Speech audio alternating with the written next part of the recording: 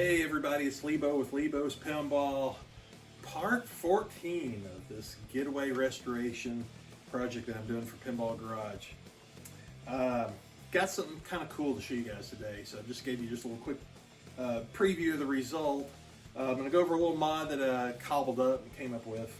Also going to work on throwing on the blades, the stickers that go on the artwork that goes on the inside of this. I'm going to go with some blades that Tilt Graphics, I think, makes it. It's the same one that I've used on my personal game. I'm kind of partial to it, I like it.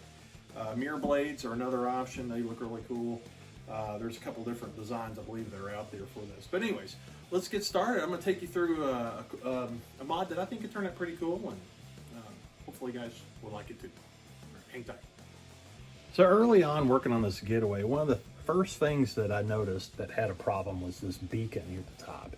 It wasn't coming on, or actually I think the light might come on, but the motor never would turn.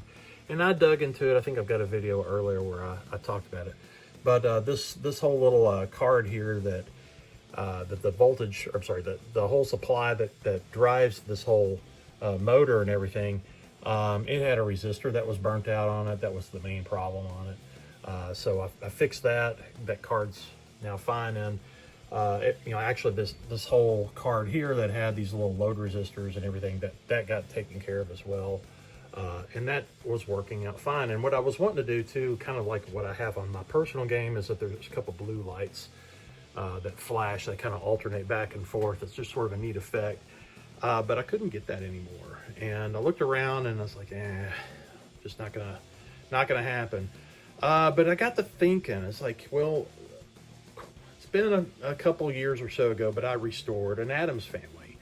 And I'm gonna switch over to a section of that video from way back then. What happens on that game is when you get to a certain point, when the lightning flashes in the cloud, there would be lights that would flash down underneath the game, and you can see that here. And it was really a neat effect. And so whenever you're playing the game, and from the player's perspective, looking down at the game, you would see that flash. And so I got to thinking, it's like, man, it'd be cool to do something kind of like that, to kind of simulate police lights on a Getaway. So basically what I've ended up doing is I got a blue and a red light strip. It's gonna be kind of hard to see, but you can see them that they are, actually I gotta pull that tape off where I let some glue dry. These are self-adhesive strips, but the adhesion doesn't always hold that great. I need to kind of go back over it, but what I've done is actually taken a little bit of epoxy and some spots, and I've got it on there a whole lot better. But what I've done is I've taken those strips and wired them up to the bottom part of this game, and I was able to find a little controller that handles 12 volts going in, and then going out it alternates back and forth to each side, and it's kind of like what you would see on a police light. And since that's 12 volts, it operates on 12 volts, and it sends 12 volts out, which is what those light strips are. The 12 volt input, I just wanted that tied straight to the 12 volts that goes to the lamp that's up here, because this lamp is actually it's a bulb. It's an 1157 bulb that is typical of a car application. So go figure, this is a car game and it's got a car lamp. So what I was able to do is create basically a harness that sort of intersects the signal. It's not really a signal, but just the drive going to the motor and the lamp. And what I've done is taken this over down to this right here, which is a bridge rectifier. And the reason that I've had to do that is that the 12 volts that goes here is actually an AC. It's 12 volts AC, not DC. And this controller that's way down here requires a relatively steady 12 volts DC. So to convert AC to DC, just a real simple little circuit here, I've basically taken a bridge rectifier, and if you take a look at this chart, what this basically shows you, if you AC, you've got it going in, and if you use a bridge rectifier, it's going to convert it from AC to DC, but the problem is you still have all the pulses that are associated with the cycles of AC. And so to smooth that out, you can add a capacitor across the output of the rectifier. And so that kind of smooths out that signal. So here we go, back to this bridge rectifier. You can see I've added that capacitor, and I think that's a 10 microfarad. I just grabbed something that I had and tried it. It wasn't calculated out, nothing really scientific. It just looked like it might be enough just to do the job, and it did. This is a 25 volt electrolytic capacitor. Again, I think it's 100 microfarads, and and it's working fine. Now I could probably have put a larger capacitance capacitor, and it probably would have helped smooth it out even more. But it was enough to actually provide the smoothing that was necessary to actually run this little controller. Without having that capacitor, this thing does not work at all. But basically, so from there, I've got a harness that I've built, and I've run it all the way down through here. And so there you go. And I'm going to show you one more time just kind of how this all works. Let's go over here to the test mode. Let's see, here we go. Test. Solenoid test. And let's go to the Mars lamp. And let's see, get the light so we can see this a little better.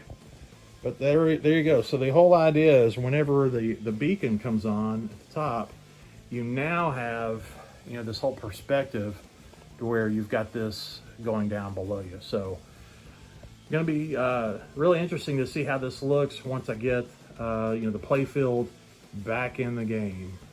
But there you go. Now it's time to go shift over to working on getting these blades done, and let's get this playfield in.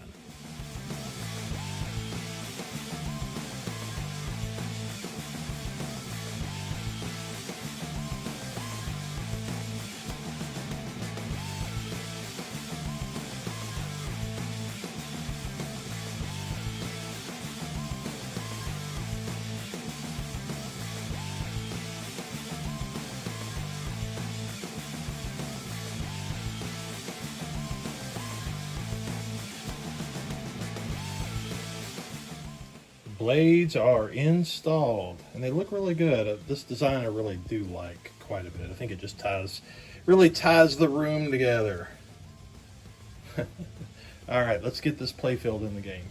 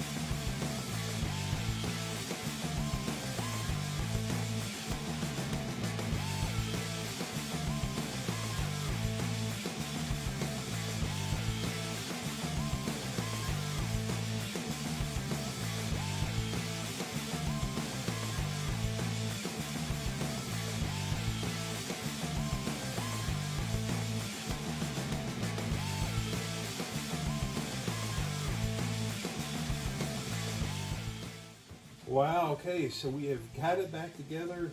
It kind of came together sort of quick here at the end, a little faster than I realized how much closer that we were to getting this done.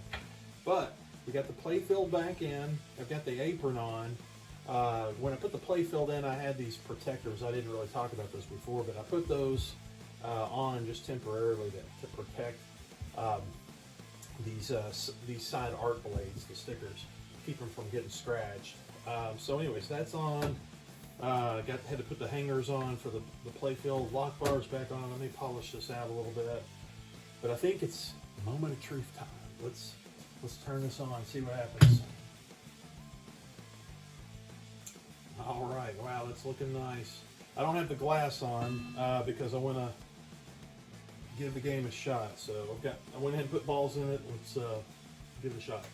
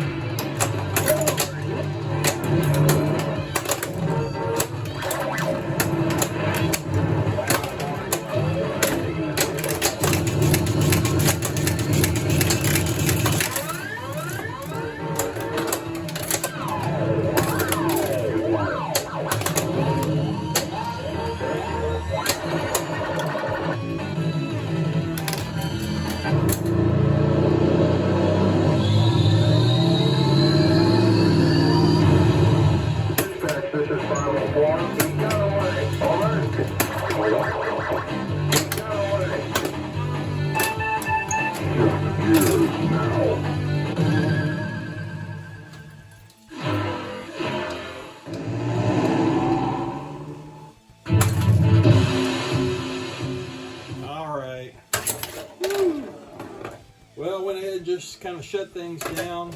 As you can see, I think I have one little bug here, and now it's just the time.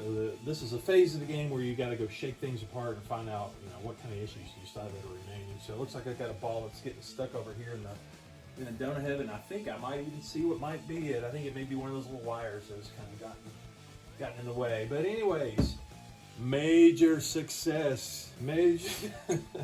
All right, so it's looking good so far, except for the little stuff. It looks like it's playing pretty good. So, all right, thanks for watching, and stay tuned. And I'll do once I get everything kind of sorted out, I'm going to do a kind of final video to kind of tie it all together. Thanks for watching.